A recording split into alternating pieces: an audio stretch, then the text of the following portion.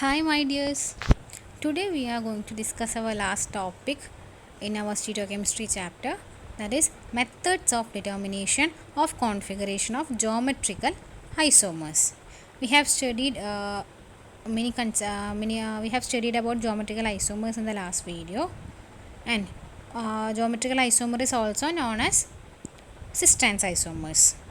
And we have studied what are cis and trans isomers and what are the positions the compounds or the groups may have when they are in cis and trans position. In cis position, they are on the same side of the double bond, and in trans position, the groups are in similar groups are in opposite side of the double bond.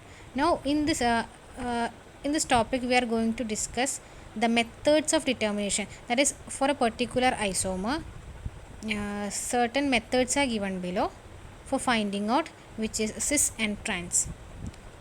So the methods are: method of cyclization by converting into the compound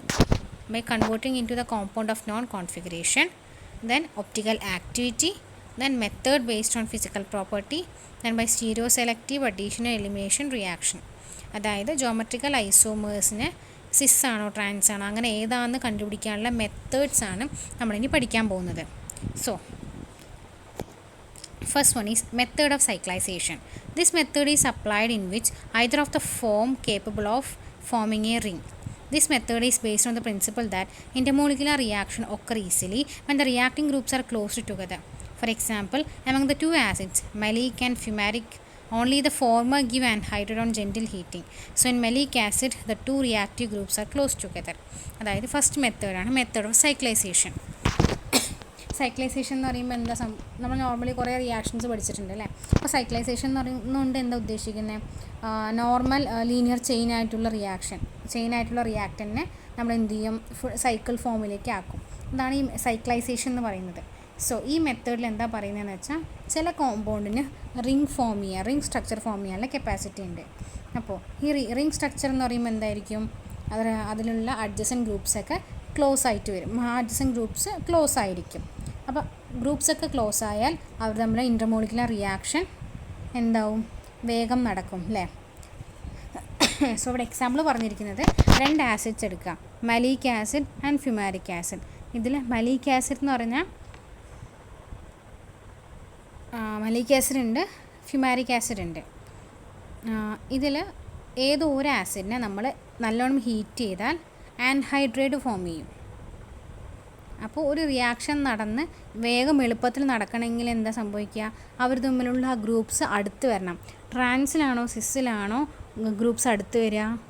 നമുക്കറിയാം സിസ്സിലാണ് steric crowding എന്നൊക്കെ നമുക്കറിയാം. ഒരു same സൈഡിൽ വലിയ groups വന്നാൽ അത് steric crowding. അപ്പോൾ ഈ സ്റ്റെറിക് ക്രൗഡിങ് നടക്കുമ്പോൾ അവിടെ റിയാക്ഷൻ നടക്കുമ്പോൾ എന്താവും, അടുത്തടുത്തുള്ള ഗ്രൂപ്പ്സ് എല്ലാം വേഗം റിയാക്ഷൻ നടക്കുക. സോ ഇവിടെ പറയുന്നതെന്ന് വെച്ചാൽ മലീക് ആസിഡ് ഫ്യുമാരിക് ആസിഡ് കൺസിഡർ ചെയ്യുക. ഇതിൽ ജെൻറ്റൽ ഹീറ്റിംഗ് വഴി ആൻഹൈഡ്രേറ്റ് ഫോം ചെയ്യാൻ ഒരു ആസിഡിനെ പറ്റുള്ളൂ. അത് മലീക് ആസിഡിനെ പറ്റുക. അപ്പോൾ മലീക് ആസിഡിൽ എന്തായിരിക്കും, ഈ രണ്ട് റിയാക്റ്റീവ് COH അടുത്തായിരിക്കും. സോ അവർ മലീക് ആസിഡ് എന്താണ്, സിസ് ആണ്. Hence it is a cis and fumaric acid is trans. Reaction നോക്കൂ, മലീക് ആസിഡ് ഉണ്ട്, ഫ്യുമാരിക് ആസിഡ് ഉണ്ട്. ഫ്യുമാരിക് ആസിഡ് ട്രാൻസ് ആണ്, കാരണം COH group are in opposite side. Maleic ആസിഡിലാണെങ്കിൽ അവർ സെയിം സൈഡിലാണ്. അപ്പോൾ ജെൻറ്റിൽ ഹീറ്റിംഗ് നടക്കുമ്പോൾ ഫാസ്റ്റ്ലി ആൻഹൈഡ്രേറ്റ് ഫോം ചെയ്യുന്ന ആരായിരിക്കും, മലീക് ആസിഡ്. കാരണം ഈ രണ്ട് COHും അടുത്തടുത്തായിരിക്കും. അപ്പോൾ ഇവിടെ ഉദ്ദേശം എന്താ വെച്ചാൽ, നമ്മുടെ രണ്ട് ആസിഡ് തന്നു, അതിൽ സിസ് ഏതാണ് ട്രാൻസ് ഏതാണെന്ന് നമുക്ക് അറിയില്ല എന്ന് വെച്ചോളൂ. അപ്പോൾ നമ്മൾ ഇതിൻ്റെ സ്ട്രക്ചർ ഇങ്ങനെയാണ്, അല്ലെങ്കിൽ സ്ട്രക്ചറൽ ഫോർമുല എങ്ങനെയാണ്, ഇതിൽ സിസ് ഏതാണ് ട്രാൻസ് ഏതാണെന്ന് അറിയില്ലെങ്കിൽ, ഇപ്പോൾ ഇത് മലീക് ആസിഡിൻ്റെ ഫ്യുമാരിക് ആസിഡിൻ്റെയും സ്ട്രക്ചറൽ ഫോർമുല തന്നിരിക്കുന്നതെന്ന് വെച്ചാൽ നമുക്കതിൻ്റെ ഫീച്ചർ ഇങ്ങനെയാണെന്ന് അറിയാം. അപ്പോൾ നമ്മളതിനെ ഹീറ്റ് ചെയ്യുമ്പോൾ മലീക് ആൻഹൈഡ്രേറ്റ് കിട്ടണമെങ്കിൽ നമ്മുടെ കോമ്പൗണ്ടിൽ രണ്ട് COH ഗ്രൂപ്പ് സെയിം സൈഡിലായിരിക്കണം. അപ്പോൾ നമുക്ക് എന്ത് മനസ്സിലാക്കാം, ഈ ഒരു ഡാറ്റയിൽ നിന്ന് തന്നിരിക്കുന്ന ആസിഡ് സിസ്സാണ്, സോ അത് മലീക് ആസിഡാണെന്ന് കണ്ടുപിടിക്കാം. സോ ഇങ്ങനെ നമുക്ക് കോൺഫിഗറേഷൻ കണ്ടുപിടിക്കാനുള്ള മെത്തേഡ്സാണ് നമ്മൾ പഠിച്ചുകൊണ്ടിരിക്കുന്നത്. സോ ഫസ്റ്റ് വൺ നമ്മൾ നോക്കിയത് എന്താണ്, method of cyclisation, cycle structure form ചെയ്യാനുള്ള കഴിവ്. Next one, by converting into the compound of non-configuration. Geometrical isomers of pair can be converted into a compound of non-configuration. For example, the conversion of one form of trichloroprotionic acid into fumaric acid on hydrolysis. So the above trichlorocrotonic acid must be the trans isomer. Moreover, the same trichlorocrotonic acid gives crotonic acid on reduction. The other isomer of trichlorocrotonic acid does not give fumaric acid on hydrolysis and form isocrotonic acid on reduction. Then നമ്മൾ കിട്ടിയിരിക്കുന്ന കോമ്പൗണ്ടിനെ നമുക്കറിയാവുന്ന ഒരു കോമ്പൗണ്ടിലേക്ക് convert ചെയ്യാം. അതാണ് ഈ method. So geometrical ഐസോമേഴ്സിനെ നമുക്ക് എന്ത് ചെയ്യാം, നമുക്കറിയുന്നൊരു കോൺഫിഗറേഷനിൽ നമുക്ക് കൺവേർട്ട് ചെയ്യാം. അതിൻ്റെ എക്സാമ്പിളാണ് നമുക്ക് നോക്കുന്നത് ട്രൈക്ലോറോക്രോട്ടിയോണിക് ആസിഡ്. ഈ ട്രൈക്ലോറോക്രോട്ടിയോണിക് ആസിഡിനെ ഹൈഡ്രോളിസിസ് ചെയ്താൽ നമുക്ക് ഫ്യൂമാരിക് ആസിഡ് കിട്ടും. സെയിം ട്രൈക്ലോറോക്രോട്ടിയോണിക് ആസിഡിനെ റിഡക്ഷൻ ചെയ്താൽ ക്രോട്ടോണിക് ആസിഡ് കിട്ടും. അതായത് ട്രൈക്ലോറോക്രോട്ടിയോണിക് ആസിഡ് ഹൈഡ്രോളിസിസ് ചെയ്താൽ ഫ്യൂമാരിക് ആസിഡും കിട്ടും, റിഡക്ഷൻ ചെയ്താൽ ക്രോട്ടോണിക് ആസിഡും കിട്ടും. ഏത് ട്രൈക്ലോറോക്രോട്ടോണിക് ആസിഡ് ആണെങ്കിൽ, ട്രാൻസ് ഐസോമർ ആണെങ്കിൽ, ട്രൈക്ലോറോക്രോട്ടിയോണിക് ആസിഡ് ട്രാൻസ്ഫോം ആണെങ്കിൽ ഹൈഡ്രോളിസിസ് ചെയ്താൽ ഫ്യൂമാരിക് ആസിഡും കിട്ടും, റിഡ്യൂസ് ചെയ്താൽ നമുക്ക് ക്രോട്ടോണിക് ആസിഡ് കിട്ടും. അപ്പോൾ ഇതിൻ്റെ സിസ് ഫോമിനെ നമുക്കിതുപോലെ ചെയ്താൽ ഹൈഡ്രോളിസിസ് വഴി ഫ്യൂമാരിക് ആസിഡും കിട്ടില്ല, റിഡക്ഷൻ ചെയ്താൽ ഐസോക്രോട്ടോണിക് ആസിഡേ കിട്ടുള്ളൂ. സോ ഓരോ കോൺഫിഗറേഷനും അതെന്താ പറയുക, അതിൻ്റേതായിട്ടുള്ള പെക്യൂലിയാരിറ്റീസ് ഉണ്ട്.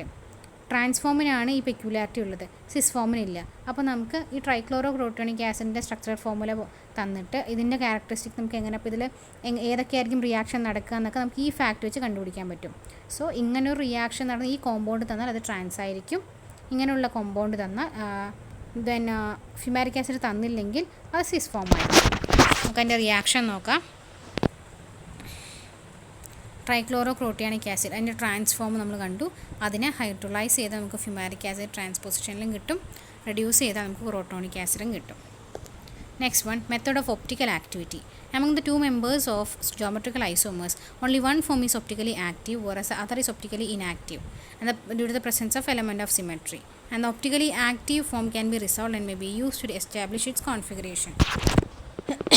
ഒപ്റ്റിക്കൽ ആക്ടിവിറ്റിയുടെ മെത്തേഡ് എന്താണെന്ന് വെച്ചാൽ, ജോമെട്രിക്കൽ ഐസോമറിൽ രണ്ടെണ്ണം ഉണ്ടാവുമല്ലോ, അതിൽ ഒരു ഫോം ഒപ്റ്റിക്കലി ആക്റ്റീവാണ്, അടുത്തത് ഒപ്റ്റിക്കലി ഇനാക്റ്റീവ് ആയിരിക്കും. അതായത് ജോമെട്രിക്കൽ ഐസോമറിൻ്റെ പെയർ കൺസിഡർ ചെയ്താൽ ഒന്ന് ആക്റ്റീവ് ആയിരിക്കും, ഒന്ന് ഒപ്റ്റിക്കലി ഇനാക്റ്റീവ് ആയിരിക്കും. ഈ ഒപ്റ്റിക്കലി ഇനാക്റ്റീവ് എന്തുകൊണ്ടാവുന്നത്, ഏതെങ്കിലും ഒരു എലമെൻറ്റ് ഓഫ് സിമെട്രി ഉണ്ടാവും, അതുകൊണ്ടാണ് ഒപ്റ്റിക്കലി ഇനാക്റ്റീവ് ആവുന്നത്. എന്നാൽ ഈ ഒപ്റ്റിക്കലി ആക്റ്റീവായ ഫോമിനെ നമുക്ക് റിസോൾവ് ചെയ്യാം, എന്നിട്ട് നമുക്കതിനെ അതിൻ്റെ കോൺഫിഗറേഷൻ കണ്ടുപിടിക്കാം. എക്സാമ്പിൾ കൊടുത്തിരിക്കുന്നത് ഹെക്സാ ഹൈഡ്രോതാലിക് ആസിഡ് ട്രാൻസ്ഫോമാണ്, നമുക്ക് റിസോൾവ് ചെയ്യാൻ പറ്റും. ഇതിൽ സിസ് ഫോം എന്ന് പറഞ്ഞാൽ പ്ലെയിൻ ഓഫ് സിമെട്രി ഉള്ളതുകൊണ്ട് ഒപ്റ്റിക്കലി ഇനാക്റ്റീവ് ആണ്, ട്രാൻസ് എന്ന് പറഞ്ഞാൽ ഒപ്റ്റിക്കലി ആക്റ്റീവ് ആയതുകൊണ്ട് നമുക്കതിനെ റിസോൾവ് ചെയ്യാം. Method based on physical property. നമുക്ക് ഫിസിക്കൽ പ്രോപ്പർട്ടി വെച്ചിട്ട് ഒരു കോമ്പൗണ്ട് സിസ് ആണോ ട്രാൻസ് ആണോ പറയാൻ പറ്റും. Physical properties often be used for establishing the configuration of various physical properties which help in determining configurations are. അതൊക്കെ പ്രോപ്പർട്ടീസാണ് നോക്കാം. Dipole moment, melting point, boiling point, solubility, refractive index, acid strength, X ray, electron diffraction and spectroscopy. അപ്പോൾ ഈ സിസ് and ട്രാൻസ്ഫോമിന് ഇത്രയും പ്രോപ്പർട്ടീസിൽ വ്യത്യാസമുണ്ട്. അപ്പോൾ ഇതിലുള്ള വ്യത്യാസത്തിൽ നിന്ന് നമുക്ക് സിസ് ആണോ ട്രാൻസ് ആണോ എന്ന് കണ്ടുപിടിക്കാൻ പറ്റും. ഒരു 2-3 പ്രോപ്പർട്ടി ഞാനിവിടെ എക്സ്പ്ലെയിൻ ചെയ്യാം. ഇപ്പോൾ ഡൈപോൾ മൊമെൻറ്റ്, നമ്മൾ ആദ്യം സിസിൻ്റെ സ്ട്രക്ചറും നമ്മുടെ മൈൻഡിലേക്ക് വരണം, ട്രാൻസിൻ്റെ സ്ട്രക്ചറിലും വരണം. സിമ്പിളായിട്ട് പറയുകയാണെങ്കിൽ സിസ് ഫോമിൽ എന്തായിരിക്കും, സിമിലർ ഗ്രൂപ്പ്സ് സെയിം സൈഡിലായിരിക്കും, ട്രാൻസിലാണെങ്കിൽ ഓപ്പോസിറ്റ് സൈഡിലായിരിക്കും. നമ്മൾ ഡൈപോൾ മൊമെൻറ്റ് കൺസിഡർ ചെയ്യാം. ഡൈപോൾ മൊമെൻറ്റ് കൺസിഡർ ചെയ്യുമ്പോൾ ഓരോ മോളിക്യൂളിനും ഒരു പെർട്ടിക്കുലർ മൊമെൻറ്റ് ഉണ്ടാവില്ലേ. സിസ് ഫോമിലാണെങ്കിലോ രണ്ടും സെയിം സൈഡാണ്, അപ്പോൾ ഓരോന്നിനും അതിൻ്റെ ഒരു പെർട്ടിക്കുലർ മൊമെൻറ്റ് ഉണ്ടാവും. ട്രാൻസ്ഫോം ആണെങ്കിലോ രണ്ടും സിമിലർ ഗ്രൂപ്പ്സ് ഓപ്പോസിറ്റ് സൈഡാണ്, അപ്പോൾ എന്ത് ചെയ്യും, അത് രണ്ടും തമ്മിൽ ക്യാൻസൽ ആവാനുള്ള ചാൻസ് ഉണ്ട് അല്ലേ. അപ്പോൾ നമുക്ക് എന്ത് പറയാം, ട്രാൻസ്ഫോമിലാണ് ഓപ്പോസിറ്റ് സൈഡിൽ സിമിലർ ഗ്രൂപ്പ്സ് ഉള്ളത്. സോ അങ്ങനെയുള്ള കേസിലാണെങ്കിൽ അതിൻ്റെ ഡൈപോൾ മൊമെൻറ്റ് കുറവാണ്. സോ സിസ് ഫോമിന് ഡൈപോൾ മൊമെൻറ്റ് കൂടുതലായിരിക്കും, ട്രാൻസ്ഫോമിന് ഡൈപോൾ മൊമെൻറ്റ് കുറവായിരിക്കും. ദെൻ മെൽറ്റിംഗ് പോയിൻറ്റ് കൺസിഡർ ചെയ്യാം. മെൽറ്റിംഗ് പോയിൻറ്റ് കൺസിഡർ ചെയ്യുമ്പോൾ നമുക്ക് എന്താ പറയുക, നമ്മുടെ ട്രാൻസ്ഫോം കൂടുതൽ സിമെട്രിക് ആണ് അറേഞ്ച്മെൻറ്റ്, സിസ് ഫോം അത്ര സിമെട്രിക്, ട്രാൻസിനെ കമ്പയർ ചെയ്യുമ്പോൾ അത്രയ്ക്ക് സിമെട്രിക്കൽ അല്ല. അതുകൊണ്ട് സിമെട്രിക്കൽ അല്ലാത്തത് കൊണ്ട് സിസ് ഫോമിനാണ് മെൽറ്റിംഗ് പോയിൻറ്റ് കൂടുതൽ, ട്രാൻസിന് മെൽറ്റിംഗ് പോയിൻറ്റ് കുറവാണ്. ദെൻ ബോയിലിംഗ് പോയിൻറ്റ് നോക്കുമ്പോൾ സിസ് ഫോമിന് ബോയിലിംഗ് പോയിൻറ്റ് കൂടുതലാണ്, ട്രാൻസ്ഫോമിന് ലോവർ ബോയിലിംഗ് പോയിൻ്റ് ആണ്. സോല്യൂബിലിറ്റി നോക്കുകയാണെങ്കിൽ ട്രാൻസ്ഫോമിന് ലോ സോല്യൂബിലിറ്റി ആണ്, സിസ് ഫോമിന് ഹൈ സോല്യൂബിലിറ്റി ആണ്. അങ്ങനെ ഓരോ പ്രോപ്പർട്ടി വെച്ചിട്ട് നമുക്ക് സിസ് ആൻഡ് ട്രാൻസ്ഫോമിനെ മനസ്സിലാക്കാൻ പറ്റും. സോ നമ്മൾ 5 പ്രോപ്പർട്ടിയാണ് നമ്മളിവിടെ പറഞ്ഞത്, 4 നമ്മൾ ഡിസ്കസ് ചെയ്തു. First one method of cyclisation. Cyclisation എന്ന് പറയുമ്പോൾ ലീനിയർ സ്ട്രക്ചറുള്ള കുറേ ഗ്രൂപ്പ്സ് ഉണ്ടെങ്കിൽ നമുക്കതിന് സൈക്കിൾ സ്ട്രക്ചർ ഫോം ചെയ്യാൻ പറ്റും. ഈ സൈക്കിൾ സ്ട്രക്ചർ ഫോം ചെയ്യുന്നതിൽ നിന്ന് നമ്മൾ സിസ് ആണോ ട്രാൻസ് ആണോ എന്ന് കണ്ടുപിടിക്കും. Second way converting it to the compound of known configuration, നമുക്കറിയുന്നൊരു കോൺഫിഗറേഷനിലേക്ക് മാറ്റിയിട്ട് കണ്ടുപിടിക്കും. തേർഡ് വൺ ഒപ്റ്റിക്കൽ ആക്ടിവിറ്റി, അതായത് ഒരു ഫോം ഒപ്റ്റിക്കലി ആക്റ്റീവ് ആയിരിക്കും, 3 ഒപ്റ്റിക്കലി ഇനാക്റ്റീവ് ആയിരിക്കും. ഇനാക്റ്റീവ് ആവാൻ കാരണം എലമെൻറ്റ് ഓഫ് സിമെട്രി ആണ്, അതിൽ നമ്മൾ കണ്ടുപിടിക്കും. Then method based on physical property നമ്മൾ ഡിസ്കസ് ചെയ്തു. Hope you all understand the topic and we have finished our stereochemistry chapter.